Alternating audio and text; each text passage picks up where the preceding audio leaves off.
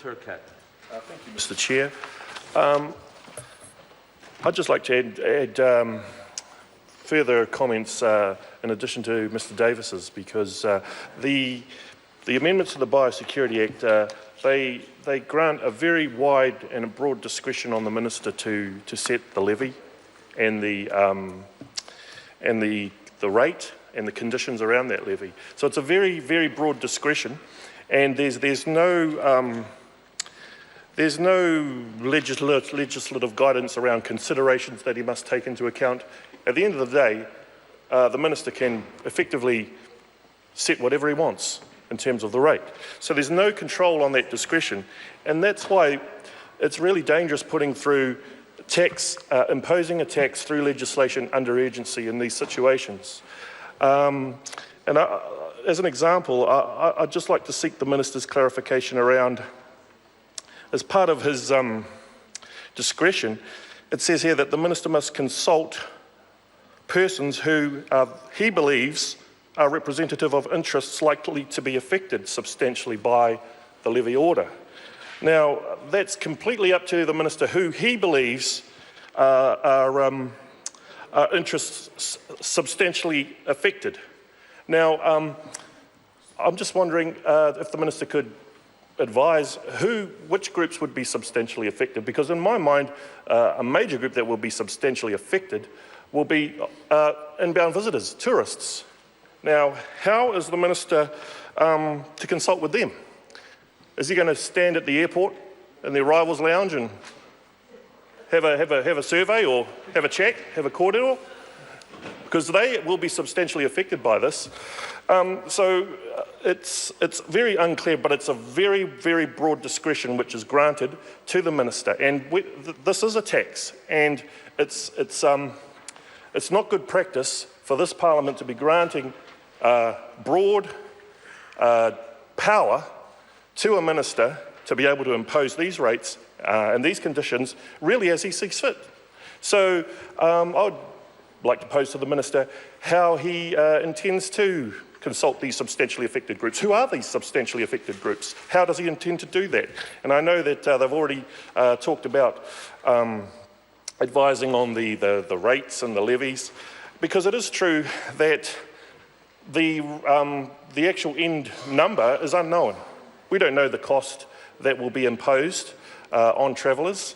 There has been talk about $16, $22, $32, but you must also add to that there's other departure taxes that are also payable by outgoing or by travellers.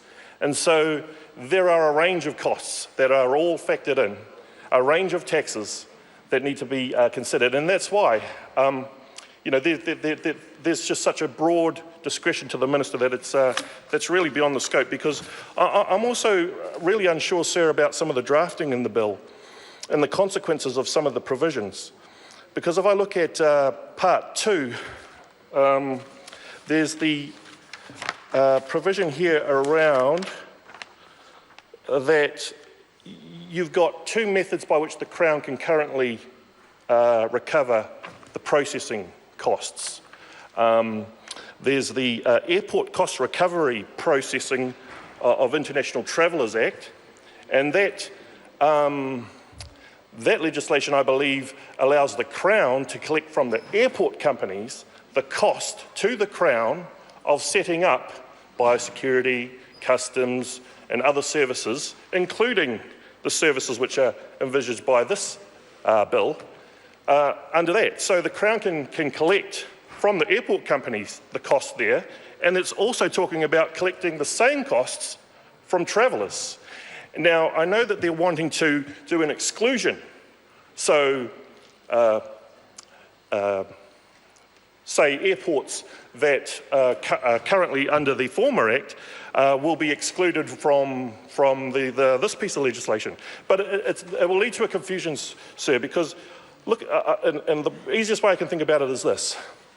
A person departs from Christchurch Airport, hypothetically. Christchurch Airport pays the Crown the costs for recovering and doing the biosecurity screening. under the Airport Cost Recovery Processing of International Travellers Act, and it's subject to that Act. So, Mr Chair, so what does that mean? Does that mean that every traveller that's leaving from Christchurch will not pay the travel tax? And if that is the case, how will you administer that? How will you be able to say, administer all the differential rates that will apply for the two different regimes that will be at play? In one case, you will have an airport company paying the Crown the costs to process, and in this present case, you'll have the traveller paying the Crown the cost for them to be processed.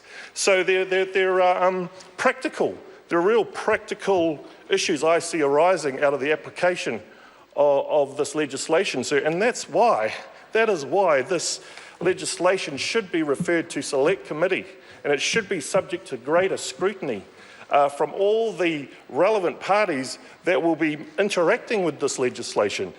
And as we've heard, the Minister hasn't consulted with the tourism industry, the airline industry. Of course you're going to have the primary sector, clapping their hands at this legislation. Who wouldn't? This is really good for biosecurity, and we all want strong, robust biosecurity systems. Absolutely. But of course they'd say that, but it misses the point in terms of there's no regulatory impact statement. There are real practical issues here that I see that could pose some real difficulties in the application of this law. And I'd like to just ask the Minister how he intends to deal with all of these matters. And could I say this? What are the chances of bringing this legislation to some sort of select committee so some proper scrutiny and amendments could be made? Because what I don't want to see is the passage of this legislation, and then, as occurred with some Crown Minerals legislation just recently passed, here we were, Parliament, the government was back 3 weeks later saying, oh, we need to make some amendments to it. Now, that is a very real possibility just on my cursory glance of the legislation as it stands at the moment. And so that is a plea that I would make to the Minister. Let's refer this legislation to some sort of select committee review process so we can really look closely at it. Because otherwise, once it's passed into law, what will we have to do again? Come back in a few weeks' time, put through some more legislation to try and fix it up. And that's a waste of Parliament's time. And it's not good lawmaking.